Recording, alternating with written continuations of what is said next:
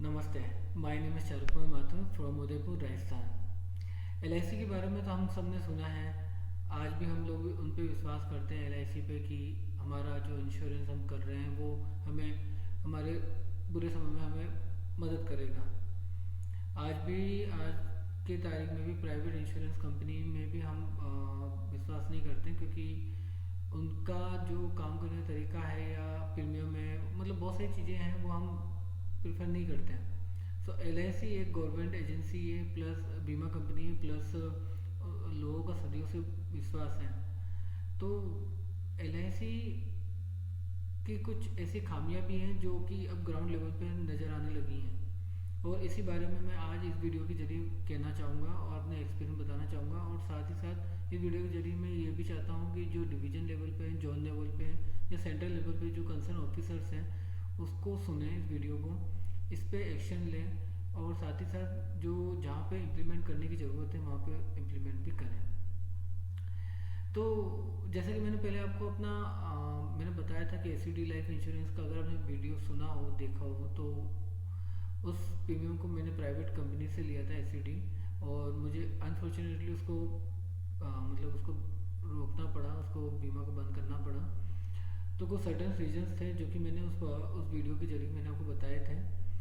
आज ये एलआईसी है जो गवर्नमेंट की बीमा कंपनी है, और मुझे बड़ी आश्चर्यजनक चीज़ है कि हम लोग इतना विश्वास करने के बाद भी हमारे साथ में चीटिंग हो रही है। ये बात आपको दो तरीके से या दो बातें इसमें मैं आपको बताऊंगा जो कि आप लोगों के शायद काम आ जाएं। तो पहली बात तो यह है कि एलआईसी ने कुछ एजेंट्स रजिस्टर्ड कर रखे हैं। वो एजेंट्स अपने तरीके से पॉलिसी को सेल करते हैं। अब उनका सिंपल सा एक मोटिव होता है कि कमीशन लेना और पॉलिसी को सेल करना। तो जितना इंसेंटिव मिलना है, कमीशन मिलना है, वो उसके लिए वो करते हैं सारी चीज़ें। और इसी की बेसिस पे नहीं है, आप जैसे मेरे जैसे आम लोग नहीं हैं उन पर विश्वास करके पॉलिसी को परचेज करते हैं। मेरे साथ में केस ये हुआ है कि जीवन सरल मैंने पॉलिसीज ली थी जिस 15 साल पहले। अब उसकी मेच्योरिटी के टाइम पे मुझे जो अमाउंट बताया जा रहा है वो, और जो मुझे एजेंट के द्वारा बताया गया था, उसमें काफ़ी गैप है। इसका मतलब साफ साफ नज़र ये आता है कि एजेंट ने सही तरह से उस पॉलिसी को समझाया नहीं, उसकी मेच्योरिटी अमाउंट को समझाया नहीं, उसको बताया नहीं गया, और एक अपने कमीशन या अपने पर्पज़ को पूरा करने के लिए उस पॉलिसी को सेल किया, गलत जानकारी देकर मिसलीडिंग करी। इस बारे में मैंने मेल भी कर रहा है, पर अभी तक कोई रिस्पॉन्स नहीं आया है। ये मैंने रिटर्न में भी दिया है, और साथ ही साथ मैंने वर्बली भी ऑफिस में जाके इस कंसर्न को नोट करवाया है, बट आज दिन तक उस पर कोई कार्रवाई नहीं हुई है। तो पहली चीज़ तो यही थी कि जो एजेंट के थ्रू पॉलिसीज जो ली जा रही हैं वो मिसलीडिंग हो सकती है, आपके साथ में चीटिंग हो सकती है। क्योंकि एक चीज़ साफ साफ है कि आपका जो एजेंट हुए, ब्रोकर हुए, ये आपके भले आप इंश्योरेंस का हो या किसी भी डिपार्टमेंट का हो, किसी भी सेक्टर का हो, उसका सिंपल सा पर्पज़ रहता है कि उनको कमीशन चाहिए, उनके इंसेंटिव से मतलब है, उन्हें उनसे कोई मतलब नहीं है, उनकी प्रोडक्ट कितना बिक रहा है उनसे उनको मतलब है। तो ये ट्रस्टेबल पर्सन नहीं है, ट्रस्टेबल आप इन पर ट्रस्ट नहीं कर सकते हो। तो ये हमें अवेयर रहने की ज़रूरत है इन लोगों से। हम चाहें तो हमें पॉलिसी अगर परचेज करनी है तो पहले वेबसाइट पे जाके चेक कर लें, साथ ही साथ कंसर्न ऑफिस जो डिपार्टमेंट का जो ऑथराइज ऑफिस है वहाँ पे जाके कंसर्न करें।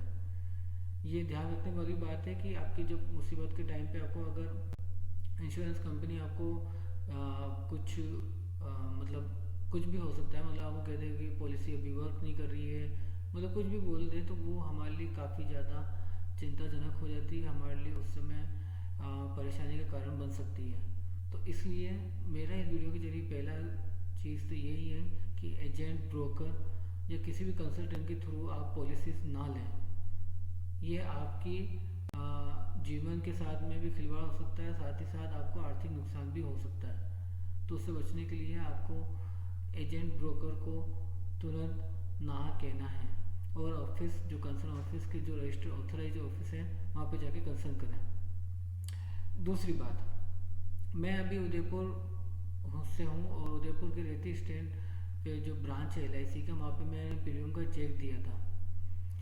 उस चेक को मैंने जब 6/10/2025 को दिया था, और 18/11 मतलब 17/11/2025 तक उस चेक के बारे में LIC के ब्रांच ऑफिसर से कोई भी इंफॉर्मेशन इंटीमेशन नहीं आया कि वो आपका चेक अल्टरेशन में चला गया है, डिसऑनर हो गया है। ना उसको फ़ोन के जरिए हमें जानकारी दी गई उस बारे में, ना ईमेल के जरिए जानकारी दी गई। ये LIC की कड़वी सच्चाई है कि आज के डिजिटल एरा में 2025 चल रहा है, डिजिटल इंडिया की बात चल रही है। साथ ही साथ हमारे 80 साल हो गए देश को आज़ाद हुए, फिर भी डिपार्टमेंट अभी तक अलर्ट नहीं है कि कंज्यूमर को किस तरह से इन्फॉर्म किया जाए। जब हम पॉलिसीज लेते हैं तो फ़ोन नंबर से लेके ईमेल आईडी सारी चीज़ें वहाँ पे मतलब उनको अपने सिस्टम में फीड करते हैं। तो ऐसा नहीं है कि मतलब कोई भी इंफॉर्मेशन नहीं है उनके पास में, बट अनफॉर्चुनेटली कि उन्होंने उस जिम्मेदारी से काम नहीं किया, और ना ही मेल या फ़ोन के जरिए सूचना दी गई। दूसरी बात सबसे जो जो मतलब मिसलीडिंग वाली बात है वो ये है कि जब हम प्रीमियम चेक मैंने जमा किया काउंटर पे, तो उन्होंने चेक को देख के एक्सेप्ट कर लिया, और साथ ही साथ उस LIC प्रीमियम की रिसिप्ट जो ऑथराइज सील लगा के हमें वापस दे दी। तो इसका मतलब यही होता है कि उन्होंने चेक एक्सेप्ट करा और देन उसके बाद ही हमें LIC की प्रीमियम रिसिप्ट दी। तो इससे क्लियर होता है कि वो अवेयर थे इस चीज़ से, बट उन्होंने उस चीज़ को या तो केयरफुली चेक नहीं करा, ये उनकी मिस्टेक थी। तो मुझे जो मेल मिला है, जो कल ही मेरे को मेल मिला है कि ब्रांच मैनेजर के थ्रू कि आपने जो चेक था आपके उसमें खामी थी, और फिर भी आपने इंसिस्ट करके कैशियर को आपने दिया और आपने रिसिप्ट ले ली। इस तरह के जो वर्ड्स यूज करते हैं या इस तरह की जो बिहेवियर कस्टमर के साथ में हो रहा है, पॉलिसी होल्डर के साथ में हो रहा है, ये काफ़ी चिंताजनक है। एक रेस्पॉन्सिबल ऑफिसर अगर इस तरह की बातें करता है तो ये साफ साफ लापरवाही दिखती है, नेग्लिजेंसी दिखती है। इसलिए मैं कह रहा हूँ क्योंकि कस्टमर या पॉलिसी होल्डर कुछ भी बोले तो इसका मतलब ये नहीं है कि वो चेक को एक्सेप्ट कर लिया जाएगा। बैंक हो या इंश्योरेंस कंपनी हो, वो सिंपल सी एक चीज़ होती है कि आपका जो रूल है उसको फॉलो करना है। अगर कैशियर अपनी मनमर्जी से या उसकी लापरवाही की वजह से या नेग्लिजेंसी की वजह से पॉलिसी होल्डर को नुकसान होता है, तो ये LIC या कैशियर की गलती है, उस ब्रांच की गलती है, ये साफ साफ दिखती है। ये एक चीज़ मैं इसमें और भी ऐड करना चाहूँगा कि अब LIC के जो स्टाफ कहते हैं कि आपकी जो प्रीमियम है, मतलब पॉलिसी होल्डर की जो प्रीमियम्स है, उनकी बेसिस पे हमारे ऑफिस और सैलरी आती है। बट ये भी मैं कहना चाहूँगा कि साथ ही साथ कि अगर जब हम प्रीमियम की राशि से आपका ऑफिस और आपकी सैलरी आ रही है तो आप रिस्पॉन्सिबल काम क्यों नहीं कर रहे हैं। दूसरी बात, जब हम चेक आपको दे रहे हैं तो आपने उसको प्रॉपर्ली चेक क्यों नहीं करा, वो भी रिसिप्ट देने से पहले है, प्रीमियम की रिसिप्ट देने से पहले है। दूसरी बात, तीसरी बात इसमें यह भी है कि अगर आपको चेक दिया जा रहा है और आपको पता चल रहा है तो आपको तुरंत उसमें पॉलिसी होल्डर को कंसर्न कराना चाहिए, उनको बताना चाहिए कि ये इस तरह का चेक एक्सेप्ट नहीं किया जाएगा और आपको वापस दूसरा चेक बनाना होगा या ऑनलाइन पेमेंट करना होगा। बट जो उदयपुर की जो LIC ब्रांच है रेती स्टैंड की, उन्होंने अपनी नेग्लिजेंसी के और केयरलेस रवैये की वजह से पॉलिसी होल्डर को 135 रुपये की पेनल्टी लगा दी CDA अमाउंट की कहकर। अब स्टाफ जो रखा हुआ है LIC का, जो कैशियर है या ब्रांच ऑफिसर है, ये क्यों है? ये सिर्फ पेनल्टी लेने के लिए है या फिर कस्टमर को या पॉलिसी होल्डर को सर्विस देने के लिए है, उनको जानकारी देने के लिए है? ये हेजिटेशन क्यों, इतना हेजिटेशन क्यों, इतनी नेग्लिजेंसी क्यों काम में? पॉलिसी होल्डर से सिर्फ पेनल्टी लेना या फिर उसको आर्थिक नुकसान पहुंचाना, ये LIC की जो दोहरी नीति इसमें दिखती है, या फिर आप ये भी कह सकते हो कि जो दिखता है वो सही नहीं है। आज हम सोशल मीडिया प्लेटफॉर्म्स पे या वेबसाइट पे देखते हैं तो वहाँ पे कुछ बात है और ग्राउंड लेवल पे कुछ और बात हो रही है। तो ये बहुत चिंताजनक चीज़ है, और मैंने आप लोगों के साथ में इसलिए शेयर करा है कि ताकि इस तरीके की अगर कुछ भी हैपनिंग हो रही है तो उस पर आप तुरंत एक्शन लें, रिटर्न में कंप्लेंट नोट्स कराएं, IRDAI पे कंप्लेंट रेज करें, ऑनलाइन हो जाती है। अपनी बात रखने का हर पॉलिसी होल्डर को, कस्टमर को रखने का हक है, उसके राइट्स हैं। ये LIC का जो मैंने अभी आपके साथ में एक्सपीरियंस शेयर करा है, इसके बारे में कंटिन्यूसली मैं उनसे कंसर्न कर रहा हूँ, बट अभी तक उन्होंने रेजोल्यूशन नहीं करा है। उनकी लापरवाही को, उन्होंने अपनी लापरवाही को जो दबाने के लिए पॉलिसी होल्डर को पेनल्टी जो लगाई है वो गलत तरीके से करी है।